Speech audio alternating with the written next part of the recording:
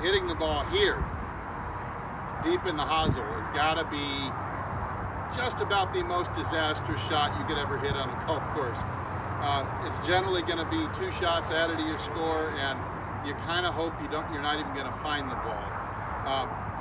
In this video, we're going to talk about 3 tips that if it's persisting for you and you feel like you're just going to quit, then stay tuned. I'm going to cover 3 ideas that are going to help you get off the hosel and get back into the middle of the club face again. So don't go away.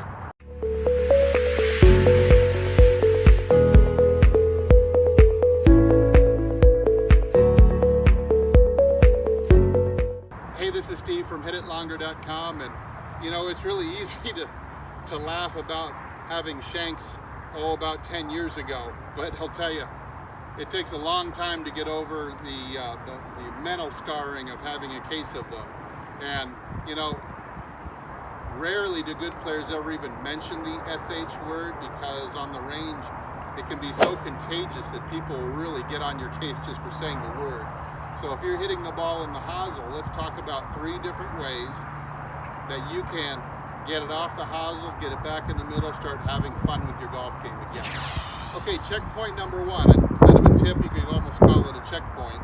It's going to be in your takeaway, and you can have somebody watch you, or you know, you can just film yourself with your iPhone or whatever, your iPad, whatever you want to do. What you're looking for specifically is a takeaway where the club face opens up excessively. And you can see right now the club head is on this side of the shaft as I reach first parallel. So we don't want to do that for sure, because you can see that it's going to put the hosel leading right back into the ball again, and you have to simply turn the club face back twice as much to get it right back in line with the sweet spot. And so a lot of the shanks that I have seen people do, or the cases of them that I've seen people have, involve cranking open the club face in the takeaway way too much. Instead of cranking it open, I'd rather see you keep it square to the arc, which would look like this. So now you can see that the club face is on this side of the shaft. I don't like toe up. I actually like about 30 degrees this way more, because that's actually square to the arc that the club head is traveling on. So I'd rather see you keep the club face square, and then you'll have to do much less work to get back to the sweet spot again, square. However, if you are cranking it open, it's not going to feel like this. It's going to feel double. So when I work with a student who cranks it open, I try to get them to have the feel of going back like this, with the club face pointing down.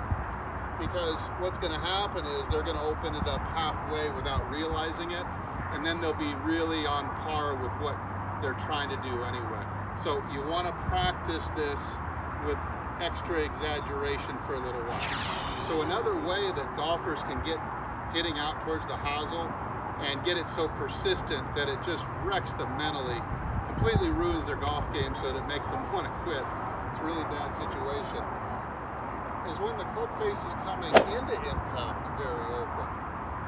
You see, when I come into impact very open, especially if I combine it with an out to in path, you see the hosel of the club is leading right into the ball. It's very easy to catch it on the inside like that.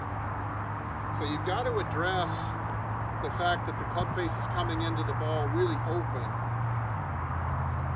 Make sure, number 1, that you are not pushing your hips into the ball, because that definitely makes the club face want to come in more open than if you were to keep the butt back and keep the handle of the club swinging around to the left more.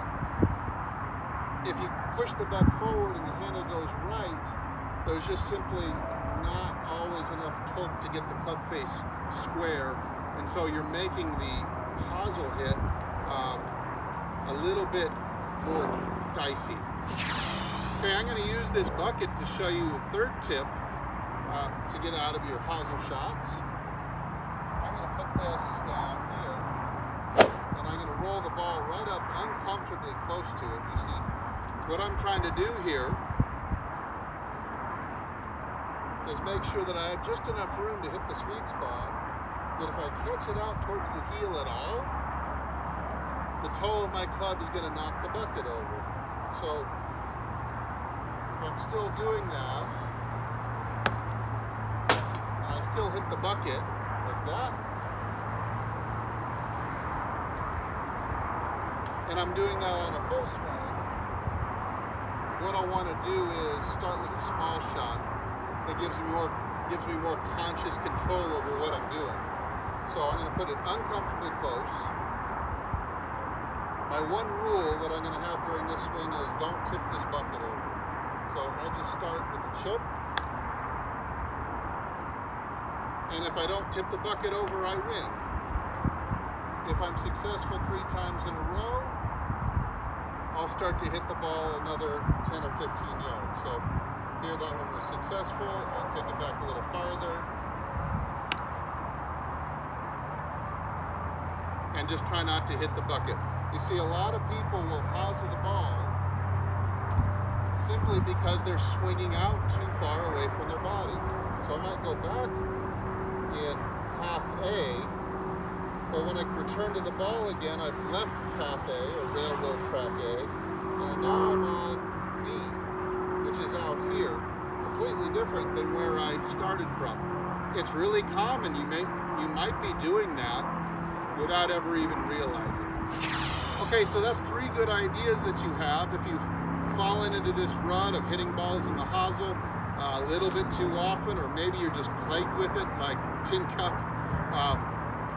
Try these 3 pieces of advice. Let me know how they work down in the comments section. As always, thanks to Golf Development Complex in Moore Park, California. I'm Steve. If you enjoyed the video, please consider hitting subscribe, and I'll see you in the next video, or maybe further down the fairway.